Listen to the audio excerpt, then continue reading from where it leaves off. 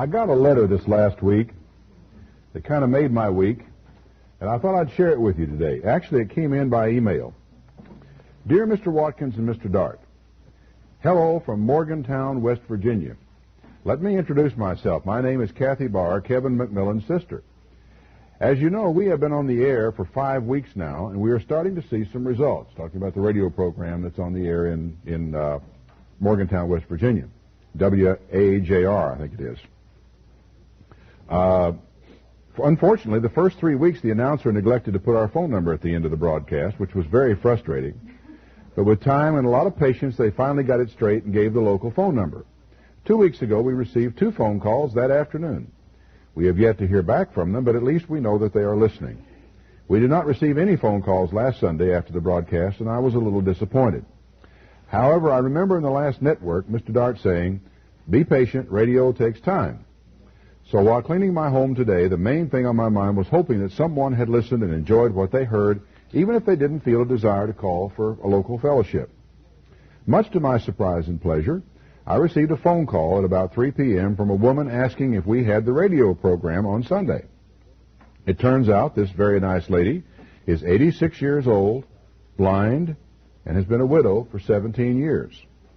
She has been a Christian since 1952 and called to say how much she enjoyed listening to Mr. Dart on Sunday morning. She said she mostly listens to Billy Graham, but really enjoyed Mr. Dart. She lives less than 5 miles from our home. I chatted with her for a while, asked her if she had anyone to help around the house, getting groceries, going to the doctor, etc. She said she does her own housework. Thank you very much. You know, 86 years old. She does, and blind. She says she does her own housework. Her niece gets her groceries, and she doesn't go to the doctor. I told her to keep my number, gave her my name, and told her to call if she ever needed any help. She gave me her phone number and name and told me to call her sometime. She said she is very lonely. I assured her I would be calling, and if she would like, that my husband and our 2-year-old daughter would come and visit her sometime. She was thrilled. I felt very inspired and enthusiastic after that phone conversation.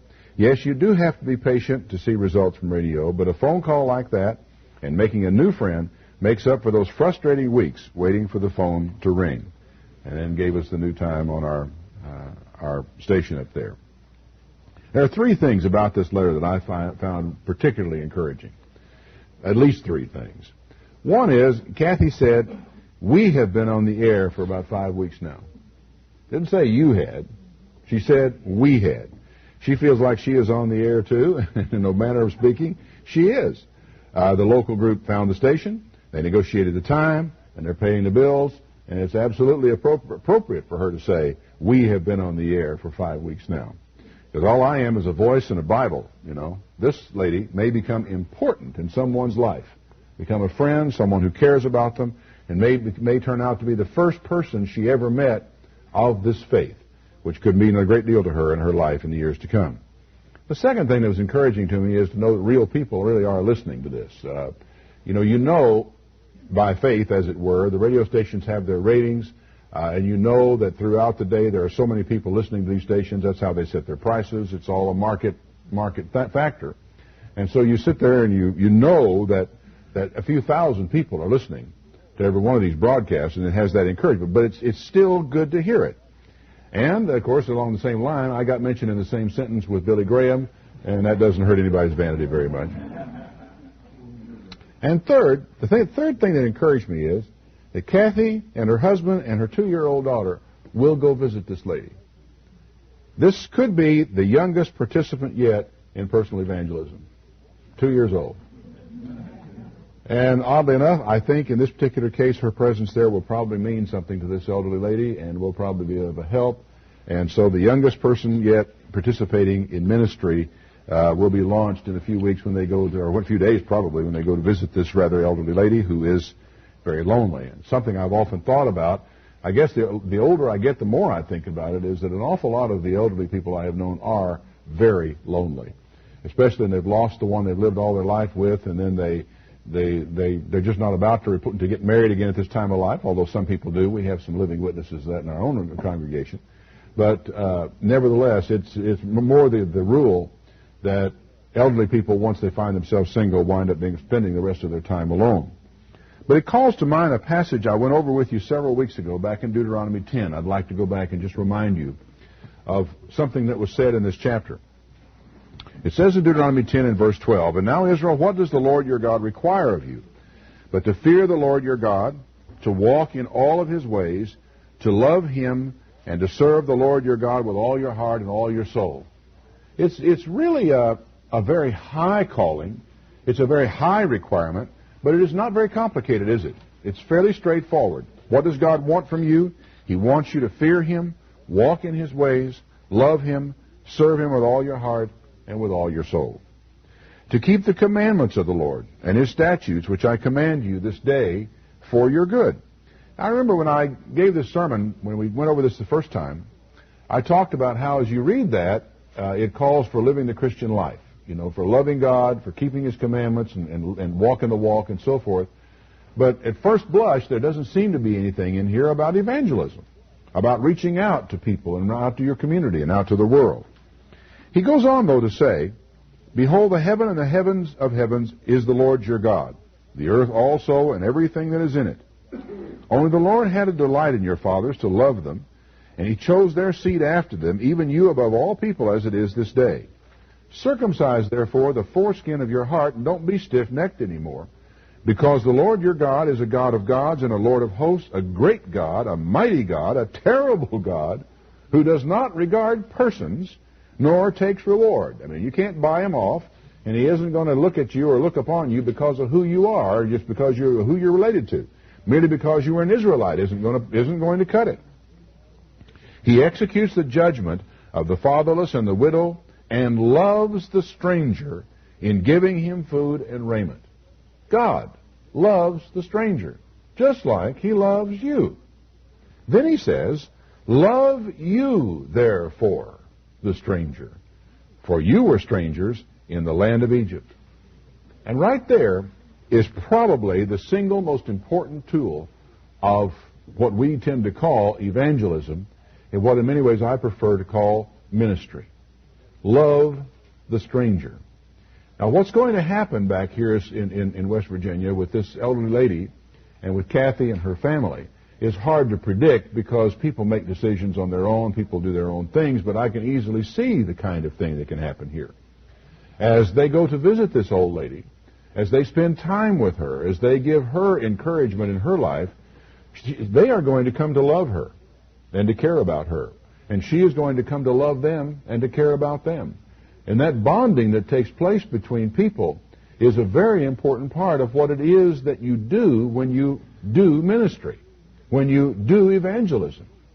I think, in truth, I really don't know if we really grasp this in the way that we should. That one of the greatest factors in people coming to your church, staying with your church, continuing to attend with your church over time, is that they feel wanted, they feel at home, they feel comfortable, there are people there whom they like, there are people there who like them.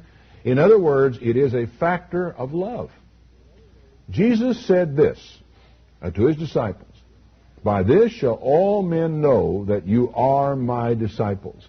Now, of the long list of things that he might have said, what he did say is important. He said they will know it because you love one another. Now, the problem I think that sometimes comes up with this, though, is that we spend so much time loving one another that we look upon church as sanctuary. We look upon it as a place to go hide from the world and to get away from the world. We love one another and we forget to love the stranger. But God says, you were a stranger. There was a time when you were on the outside looking in. There was a time when you were down in Egypt and strangers in a strange land. And I love the stranger, therefore I expect you to do so as well. I think the truth is that when people come to church, when they feel loved, when they feel wanted, when they feel welcome, they will tend to return. And the developing love relationship between people is that upon which God can build knowledge of God, knowledge of his ways, whereby people can come to do the things that were mentioned here. For example, that they can come to walk with God, walk in all of his ways, to love him, to serve Him with all their heart and with all their soul and to keep His commandments. How do they come to do that? By doing it with you, alongside of you, walking, with God with you. A lot of times we need a mentor. A lot of times we need someone to encourage us. A lot of times we need someone to call us and say, we missed you in church. Won't you come back? We'd like to see you next week. Or would you mind if we came by to see you? Or do you need a ride? That we oftentimes need someone to help us along the way. And so it was that a man who was riding in his chariot down the road, reading from the book of Isaiah, saw a stranger standing alongside the road.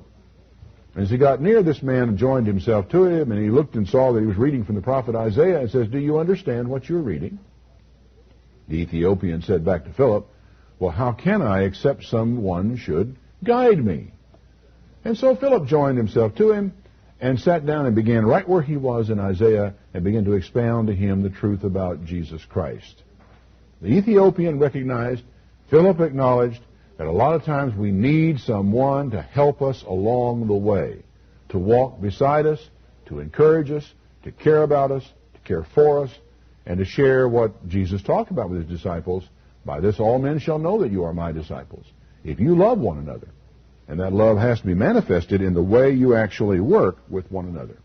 Now, I can see a lot of problems that come up in people's minds and probably have been thinking about since I first broached this idea of personal evangelism and then moved it on into the area of personal ministry.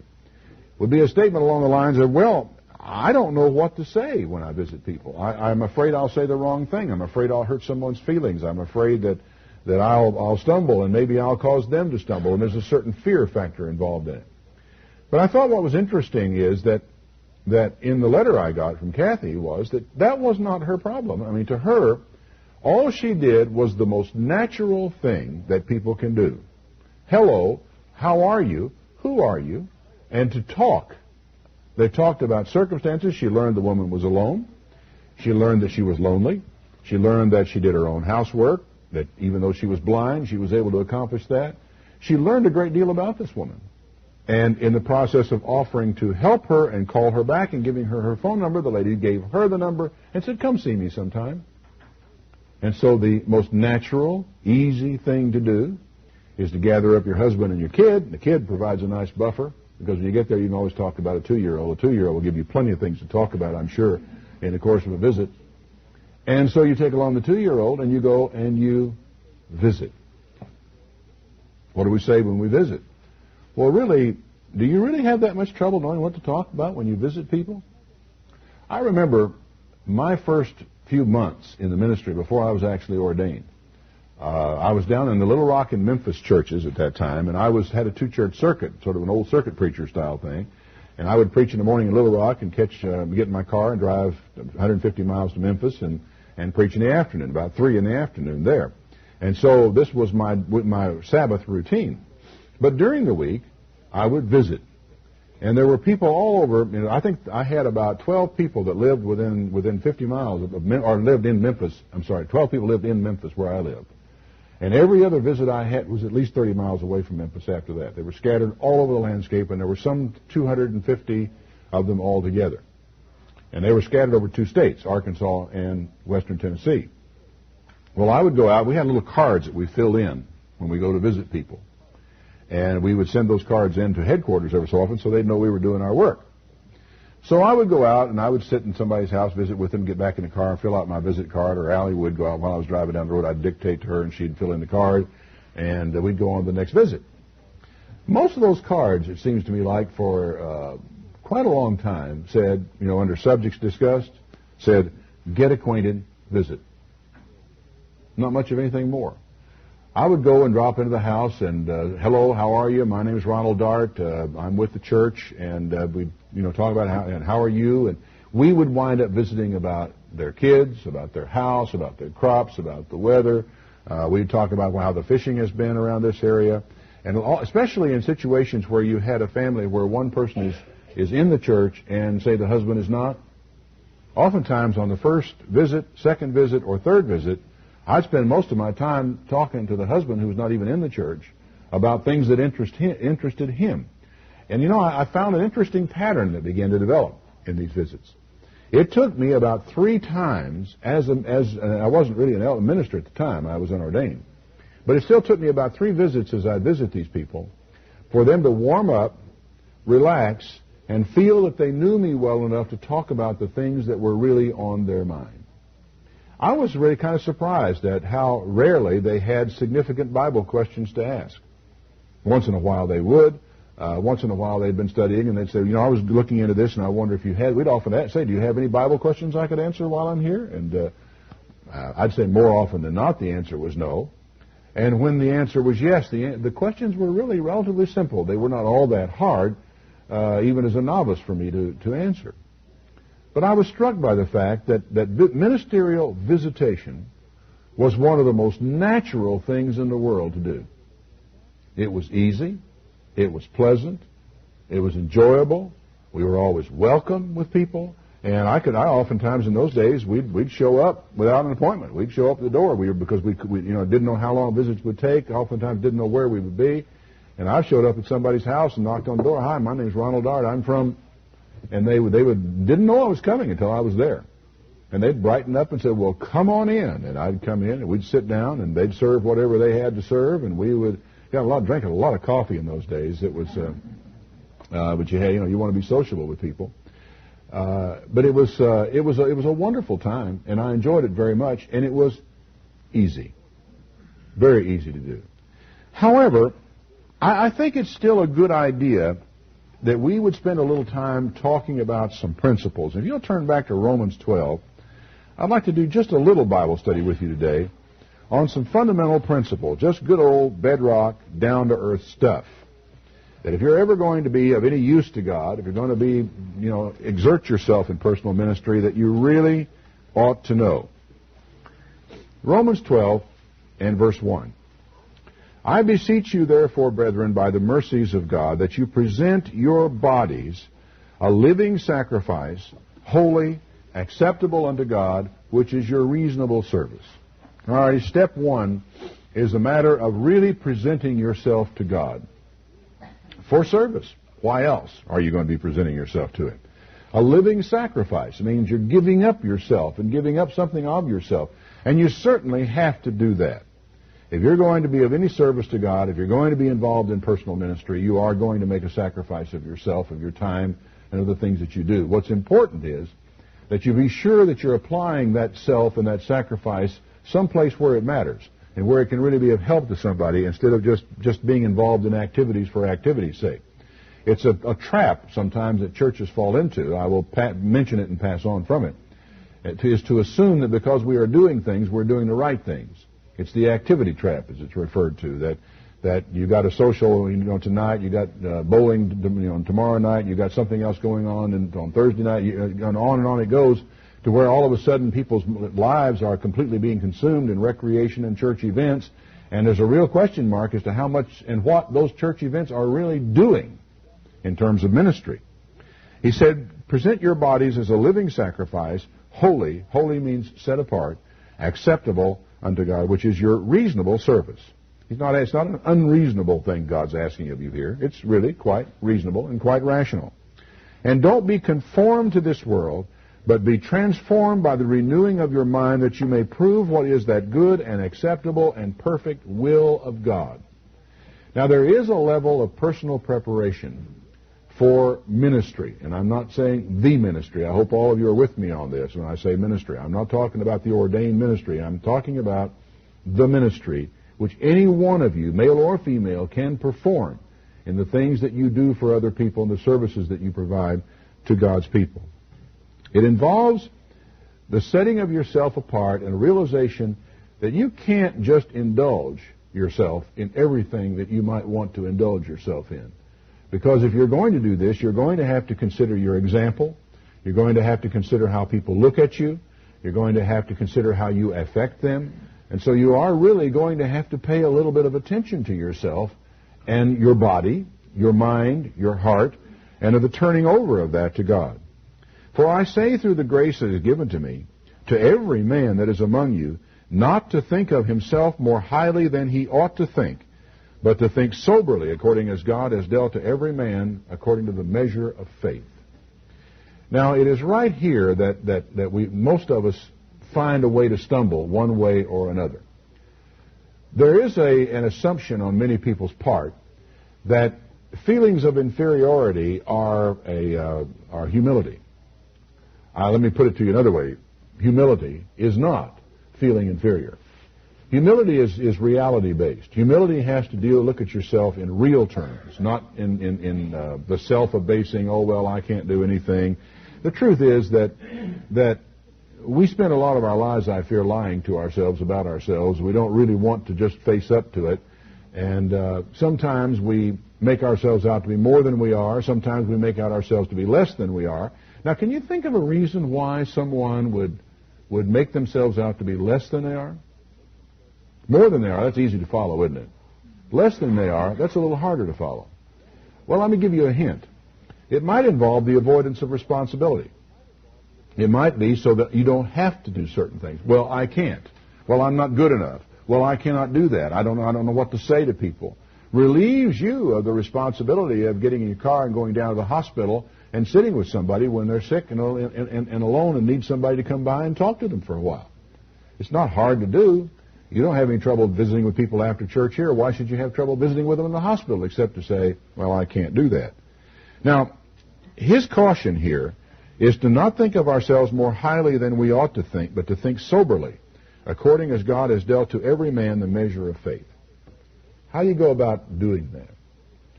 Well, there is something in every one of us. A friend of mine was talking with me about it just this past week, and it was rather an intriguing conversation. There is something in every one of us from the time we are little bitty children, and it never goes away in our life, that we enjoy receiving attention from other people. We like to receive attention. Now, there's some angles of that is a human need. You don't get any attention, you dry up and you die. It's terrible for children to be ignored like that. I mean, there are times when they need to be ignored because they're children, but I mean, the point is that you cannot just go on ignoring children. They need attention. They need your attention focused on them from time to time, and they need you to work with them. The truth is that everyone who is sitting here, all of you adults, also need attention.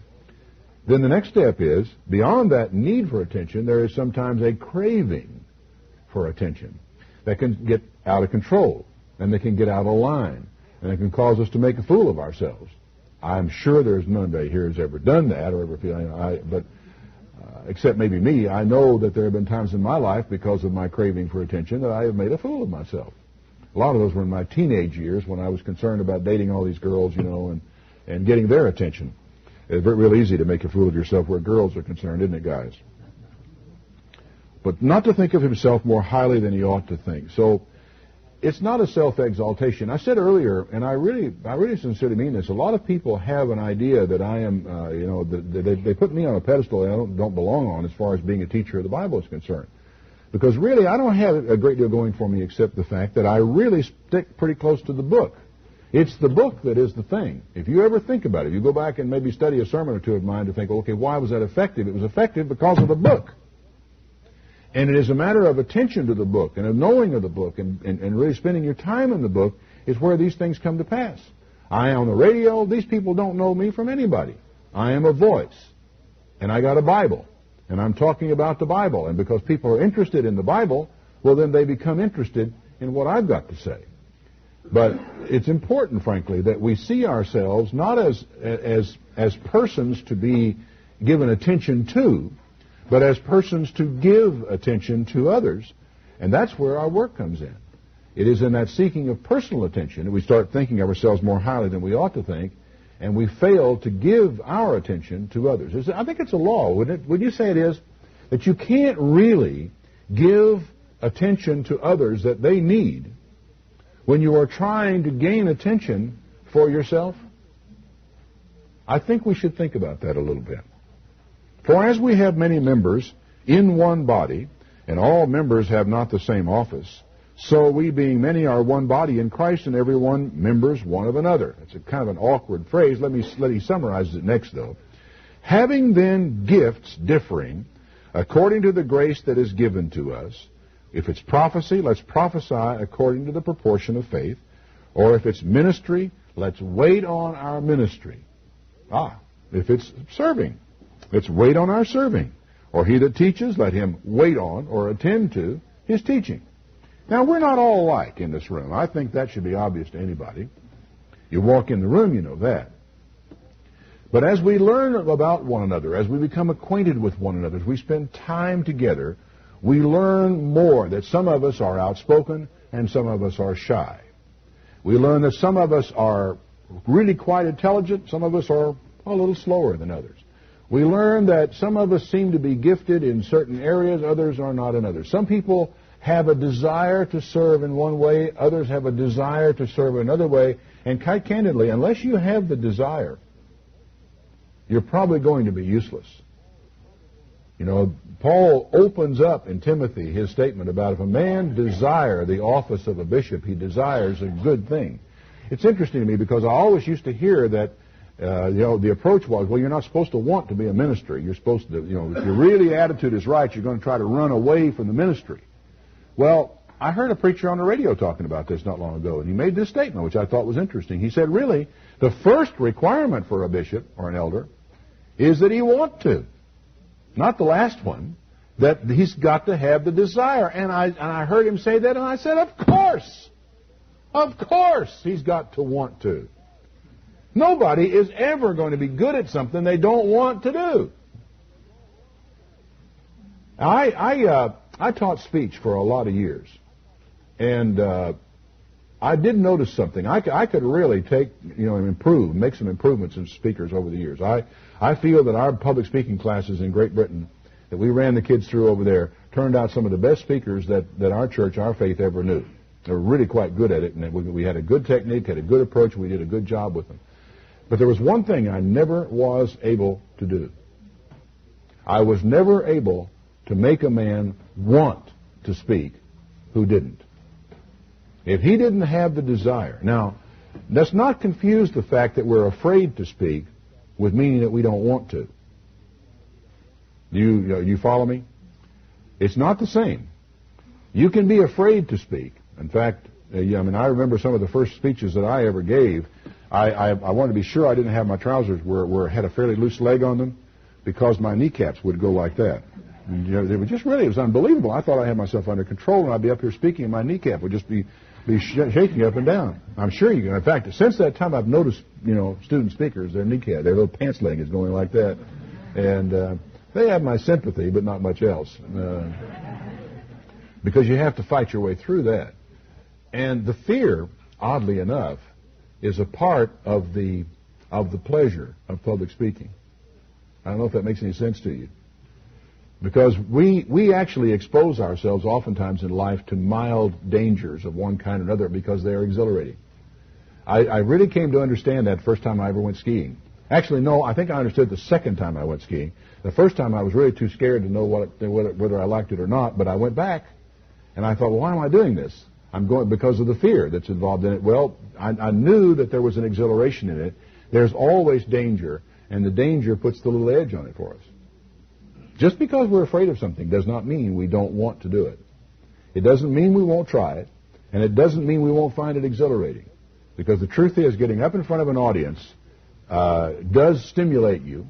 It does cause the adrenals to give you a shot. It does lift you, to something kind of resembling a high. And as you begin to develop the skills that go with it, you really do develop the want to. Guess what the best day of my week is? Tuesday. It's when I do the broadcast. I find doing that broadcast absolutely exhilarating. And, this one is right alongside of it, but the difference is I have done it here so long that it's pretty much the same stuff every week now. Speaking in front of a congregation for someone who's been doing it for 35 years, the adrenaline doesn't hit you anymore. It really doesn't. But when you get in a studio and you got people who are not in the church, you got the engineer and his wife on the other side of it out there because she likes to come in and listen as well, the stimulation is there, and the realization that there may be 2,000, 3,000, 4,000. I really don't have a clue how many people are listening to that broadcast every week. It really is exhilarating to do that. Now, I said all that to say this, that we differ in the things that we want to do, in our desires, And we will therefore tend to fall into different directions. We have differences in talents, differences in abilities. Some of us can do certain things and some of us can't. And we work together over time, and as we work together as a congregation, we will begin to find ourselves. That's something that this congregation is only just beginning to do. Now, it isn't that we haven't known ourselves. We've known each other now for many years, perhaps. But we have not known each other as the Tyler Church of God for very long at all, and it's different. And so we will be finding ourselves as we enjoy one another. It's one of the great purposes, frankly, of church activities, of potlucks and parties and the things that we do. Not that they are an end of themselves, but because they are a part of what enables us to get to know one another and to share one another and to learn about one another, so we learn what we can do and what we can't do with one another. So if you have this gift or that ability or the other ability, slowly but surely we will find ourselves able to do things, and we will find ourselves a team that can actually accomplish more than any one of us could ever accomplish by themselves. Some people like me, where your life tends to run right down a very narrow channel, really need to be a part of a team, not a loner. Because those of us who are like I am tend to be incomplete. We are strong in some areas and weak in other areas. It's one of the reasons why I enjoyed so much being a part of a faculty of a college, is because I was one of a group. And the things that I wasn't good in, I could find somebody that was. And we could share back and forth in the different things that we do. Iron sharpens iron, so a man sharpens the countenance of his friend. It's one of the reasons why churches are effective, is because you pull together a team of people who work together, and one person supplies what the other person does not have. Now, what Paul is saying then in this is that whatever it is that you do, try to do a really good job of it. If it's on ministry, then you wait on your ministering. You give attention to what it is you're doing. If you're a teacher, then you give attention to your teaching. You work hard at it. If you're going to do music, work hard at it. Do a good job at the music that you do. I mean, you may not be able to be a great violinist or a great cellist or anything of the sort, or a great pianist, but as you are able, and with your talents and with your abilities, you need to really give attention to it and do the absolute best that you can. This is what Paul is saying. As a team in a church, each of us providing what we can accomplish a great deal if we work hard at what it is that each of us does best. Now, we being many, I'll pass down to verse 8. He that exhorts, on exhortation. He that gives, let him do it with generosity. He that rules, let him do it with diligence. He that shows mercy, with cheerfulness. And of course, mercy without cheerfulness isn't mercy at all. Let love be without pretense. Now, this is something we ought to look for. You know, sometimes when you don't like somebody, you kind of have to act like you do for a while. But what the objective in it is that our love for one another should not have any pretense connected with it. Abhor that which is evil. Cleave to that which is good. Be kindly affectioned one to another with brotherly love, in honor, preferring one another. Now, this is a very simple concept here, that you should be kindly affectioned one to another. How do you do that? Well, he goes on a little bit to talk about it, but do you realize that some of what we're talking about here is simple manners? In honor, preferring one another. We come over here toward the door, and I step back and say, please, and allow you to go ahead before I do. Manners. We're at a potluck, and a lady who's got a couple of kids is struggling over the table. You go over and you help her with her chair. You help her put her plate on the table. You are kind to one another in the things that you do. And it's out of small acts of kindness that we do that affection begins to build and to bond between us, so that we can come to have a genuine affection for one another. You know, there are transitions that take place in your life, and I'll give you a little true confession today of one of mine. When we first started over again, about 17 years ago, I was in an old pattern. The old pattern was you get up and you do your job, you preach, give your sermon, and then when it's over you go somewhere else.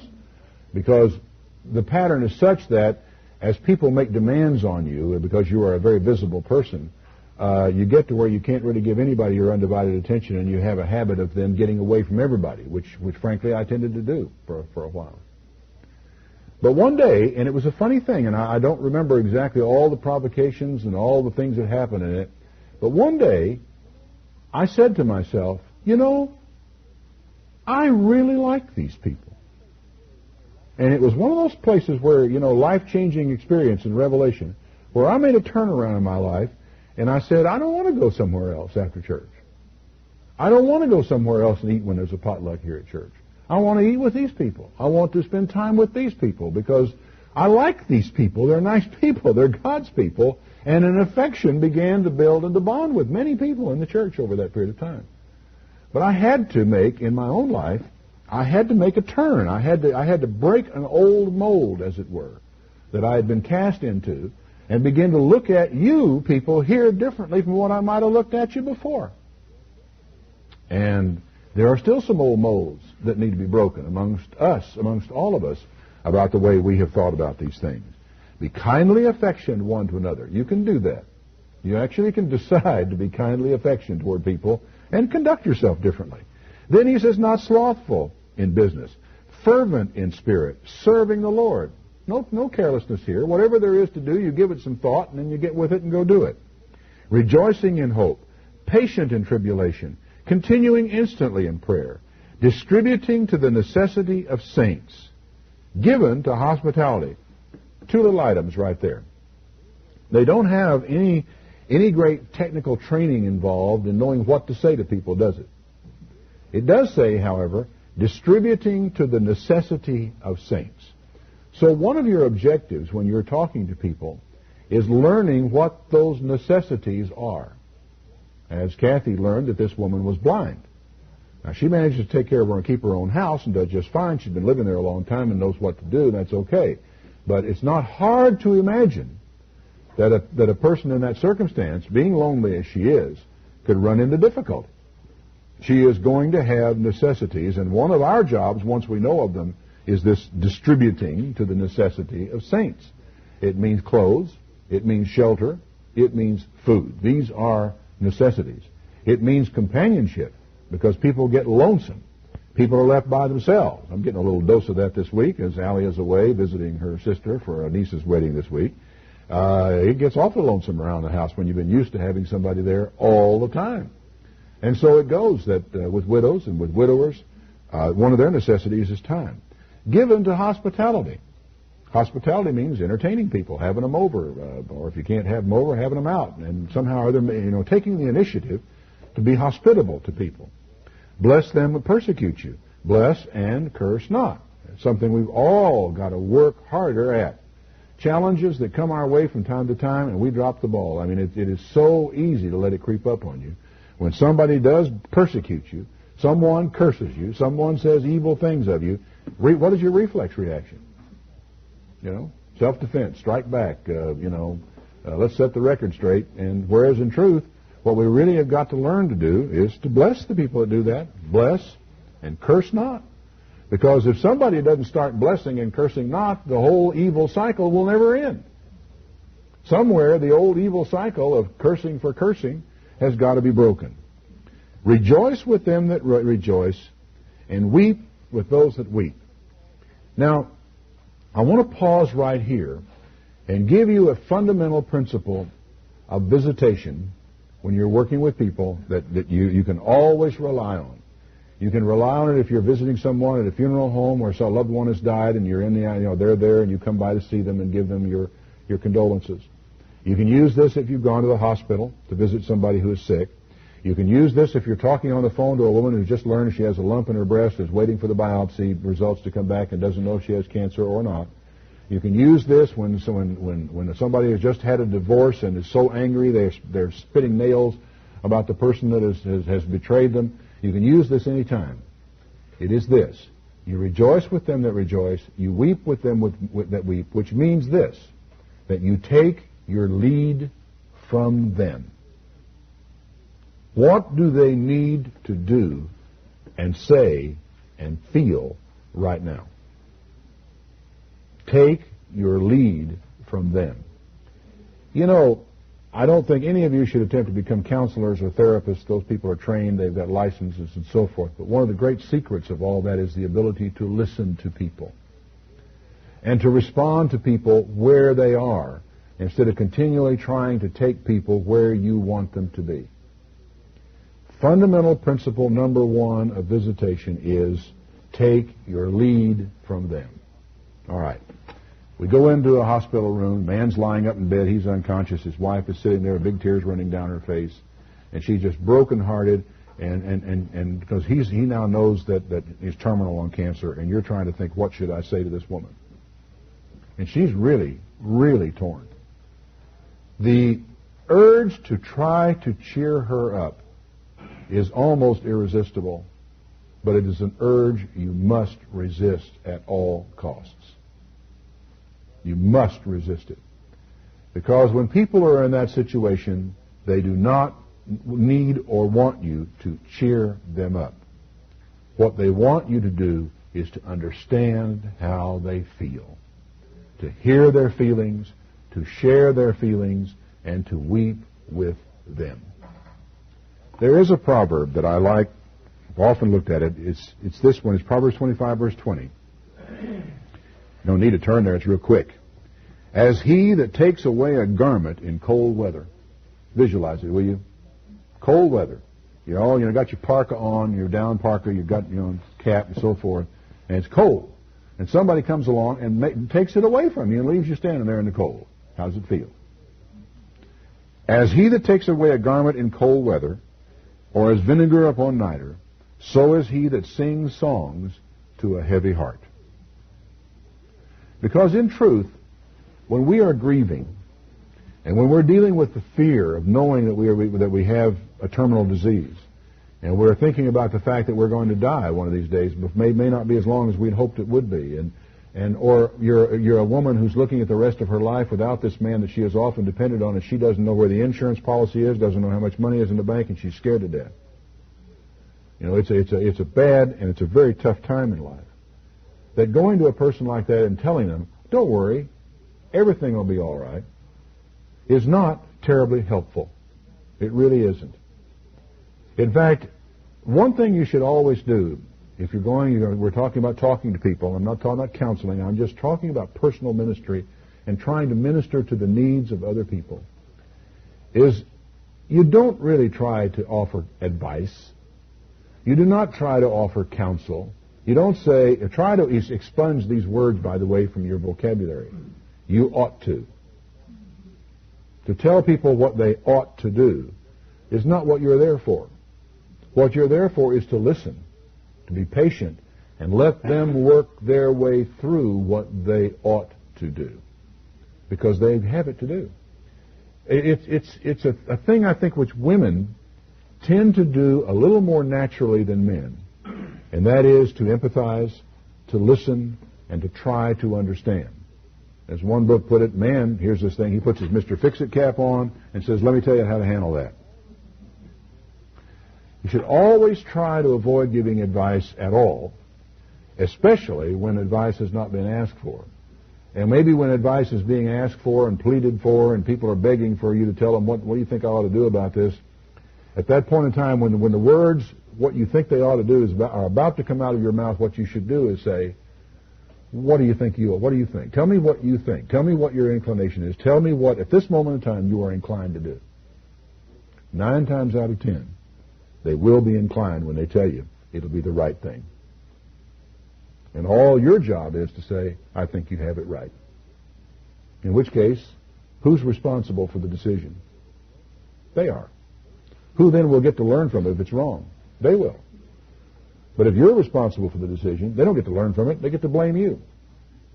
So try your best not to give advice in that kind of circumstance, and take your lead from the person that you're talking to. Rejoice with them that rejoice. Weep with those that weep. Distribute to the necessity of the saints. Do those things that are needful.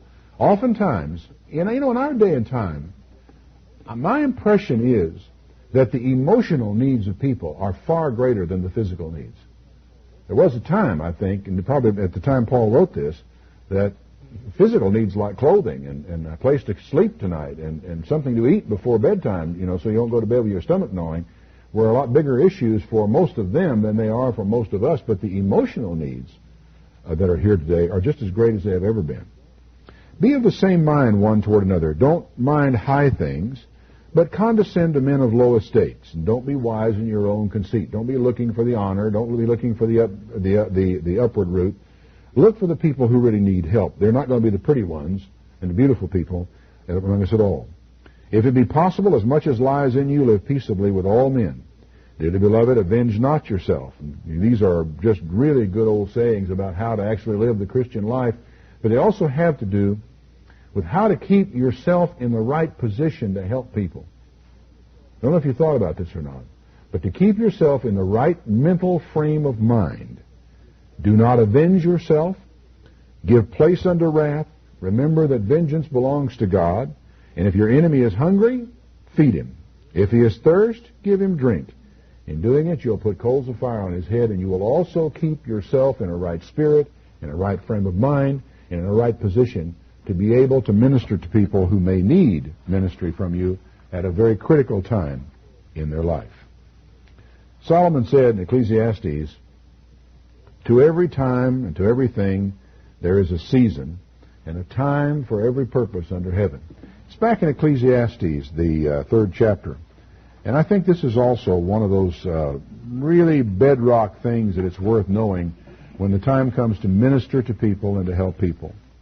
Ecclesiastes chapter 3. To everything there is a season and a time to every purpose under the heavens. A time to be born and a time to die. A time to plant and a time to pluck up that which is planted. You know, it is a ministry carries with it a very heavy burden. And I remember when I was very new at it, and I was very young at it, I did not wear that burden very well at all. I would lie awake nights worrying about people. I would fret and stew over problems that I couldn't solve and that they couldn't solve. I lost a lot of sleep in those early years trying to find my way to this fundamental principle that this man gives us right here. There is a time to be born, and there is a time to die. And then whenever a person comes to the time to die, it's sad, and there is a loss, and there is grief, and there is work to be done. But, you know, sometimes you just can't put off the time to die. And being able to adapt yourself to that and being able to accept it is a part of the battle. And it's hard for people who are, it's in their own family. It's a husband who's lost his wife or just about to lose her, or vice versa. For them it is really hard. And your empathy with these people is a part of your burden that you must bear.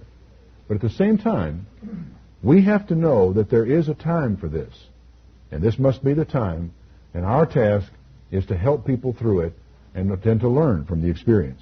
There is a time to kill and a time to heal. A time to break down, a time to build up. There's a time to weep and a time to laugh, a time to mourn and a time to dance. And when it is time to weep, is no time to laugh. It's when it's time to mourn, is no time to try to cheer people up.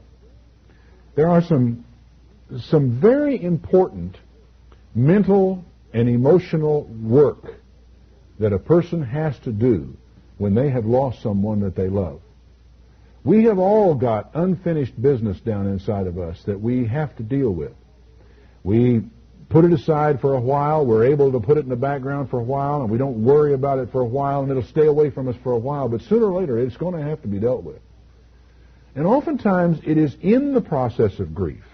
It is in the process of tragedy. It is while the anger is hot in someone that to try to quench it is the wrong thing to do for you as the observer, as the minister, as the serving person who is trying to help. Your job is to listen. It is to understand and to allow this person to use you to work their way through their anger, to work their way through their grief, to work their way through their pain. And you have got to absorb it like a heat sink. A heat sink is a term that comes from electrical work. Actually, I think more than electrical work. But when you're soldering on a piece of equipment and one part of it would be damaged by heat, you have something called a heat sink. It's a clamp that you put on the line that absorbs heat. So when you're soldering on this side, the heat does not go through to that side. To be a heat sink, you can't pass that heat through or you don't do what it is you're supposed to do. If it passes right on through this thing, it damages the component. What am I talking about?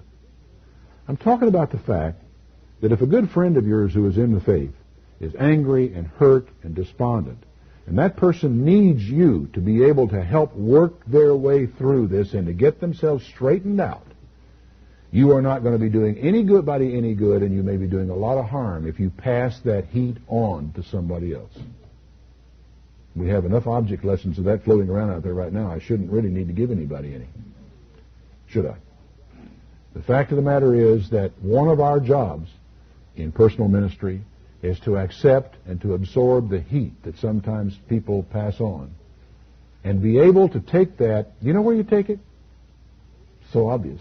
You take it to God and you leave it there. Take your burden to the Lord and leave it there. One of the old songs go. Well, what I'm talking more about now, it's easier said than done with your own burdens, isn't it? Take it to God and leave it there. But you know, you really ought to manage to do that with someone else's. When you have absorbed them, when you've listened and you've worked it through, and it's all inside of you and boiling and wanting to come out somewhere, take it to prayer. And take it to God and do everything within your power to leave it there and not pass that heat on anywhere else. The proverb that says, "Give not heed to every word that is spoken, lest you hear your servant curse you." Lots and lots of things get said in anger that should never be passed on, that people should never hear, and they should never know. There is a time to mourn, a time to dance, a time to cast away stones, and a time to gather stones together, a time to embrace, and a time to refrain from embracing. There's a time when people need someone to hold them, and there's a time when they really do not. And you've got to know when that is, and you've got to have a feeling for when to do it and when not to. How in the world will I ever get to that, you ask? You get to that really by experience. You get to that by knowing God. It comes in time spent on your knees and time spent in the Bible and being able to have these principles in mind that help you to know when to judge between the conflicting things that come down in life. It's like the proverb that says, "Answer a fool according to his folly, lest he be wise in his own conceit." And then immediately says, "Don't answer a fool according to his folly, lest you be like unto him." So you have to sometimes, the Bible gives you absolutely conflicting advice, but the reason is because the circumstances and the objectives can be different. God expects and allows you to think about these things that you work with. There is a time to rend and a time to sow, a time to keep silence and a time to speak. And frankly, in ministry, there's a lot more of the former than there is of the latter. A lot more time spent in listening than there is in speaking. You know, how hard is it for you to find someone who is really interested in you to talk to? How many people do you know like that? Can you use up all your fingers listening to the people you know like that? There aren't many, frankly. Most people really want to talk about themselves. So if you're one of those people who will listen to other people talk about themselves, do you have any idea how valuable you are? I mean, your net worth just suddenly went up by huge amounts if you can just learn to draw people out, keep silence, and listen. There's a time to love and a time to hate. Hard to imagine, but it is. A time of war and a time of peace. And so on he goes. I think that there is so much that needs to be done. There are preparations. For example, I think you probably will wonder, well, what if a person I decide to visit has a Bible question? And what if I don't know the answer to it? Well, there are two things I can say to that. One is, begin now a systematic approach to getting the answers to the important questions. And two, feel free to say, "I don't know, but I'll see if I can find out for you." Those little two things will that'll get you through most of the problems you're going to have. But you know, there are two things that I think that people in our faith ought to master. I mean, everybody should master. What do you think they are? The Sabbath and the holy days. You should be able to answer a wide variety of questions about the Sabbath day. You can't do it today? Hey, all of us have to start somewhere. Start now.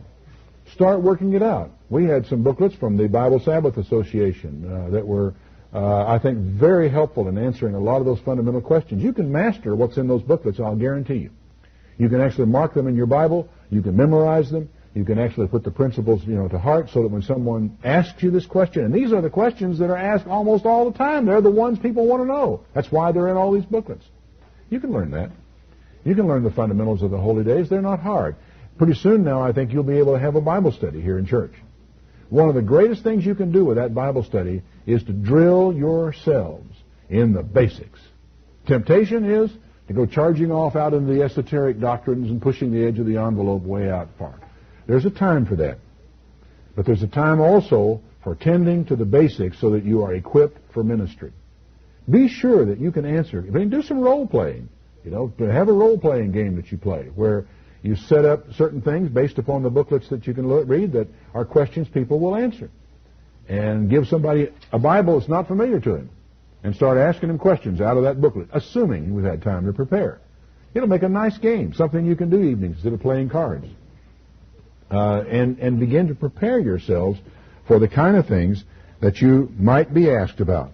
Frankly, there's a broad band of Christian belief that hardly needs preparation or explanation. Salvation by grace, Jesus is the Son of God. There are all kinds of secondary areas that I don't think are that critical. But these are things that I think we need to learn. I think those other things like, go all the way out to things like born again and the immortality of the soul, these are relatively secondary. These are not the things people start asking us about, because the things they really notice, Sabbath and the holy days, those things I think can come later. Ministry is really not so very hard. It is as simple as loving people. That's all. God loves the stranger. And then he says to you, I do it, so therefore love you the stranger. And never forget, you were once a stranger yourself.